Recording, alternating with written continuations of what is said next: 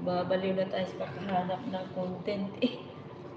Kahit ano na lang, basta makapag-live at makapag-upload. Kahit pa paano merong kita.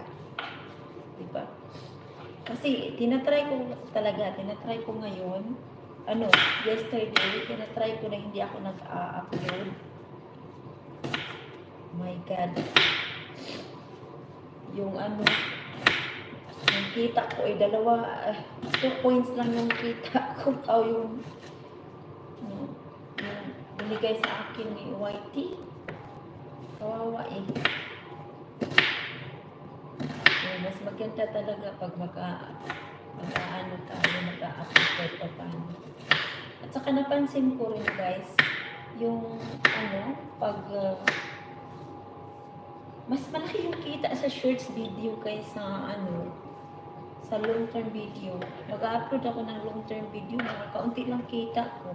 Pero sa ano ko,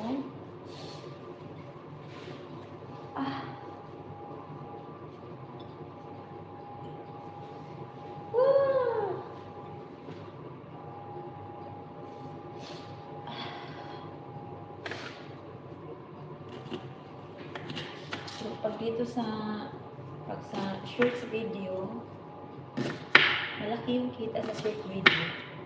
Kasi maraming manonood sa shorts video kaysa long term video. Lalo pag walang mga sense yung ina-upload mo. Wala talaga.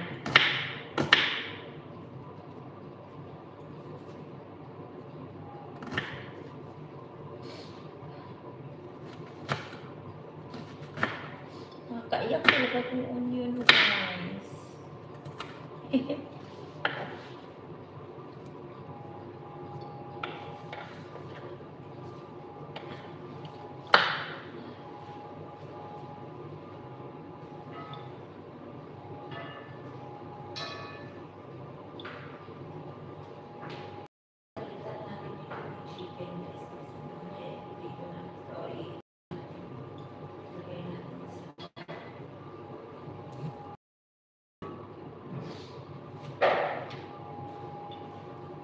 Sa oven.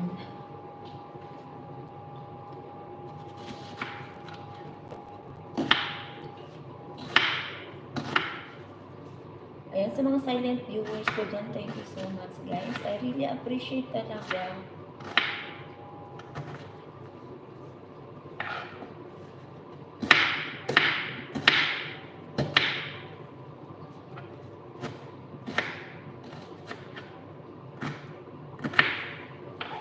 Kuha pa pala ako ng sambusa na kuha. Kakain ka. Alas na. Ang ko naman yung amo ko. Madali lang kumain. Wala kasi silang trabaho ngayon. Naku ba? Ilang araw na lang. Ramadan na guys. Ilang araw na lang. Ramadan na. Puyatan na naman. Ako nasanay kasi ako sa puyat. Kaya hindi na ako matatakot sa puyat.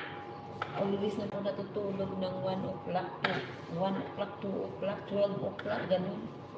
So, sanay na itong natak ko. Hindi na ako natatakot na mag-Ramadan.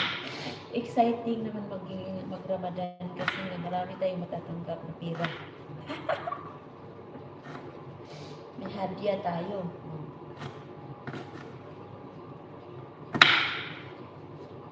Ilang tulog na lang, Ramadan na. Mga hindi sanay sa pagpupuyat dyan, kinakabahan na. Sa talaga, Ramadan talaga guys, is hindi talaga basta-basta. Lalong-lalo na pag sa mga katulong na kasama nila yung amo nila sa pagluluto. Hindi maganda kasi lagi silang napapagalitan.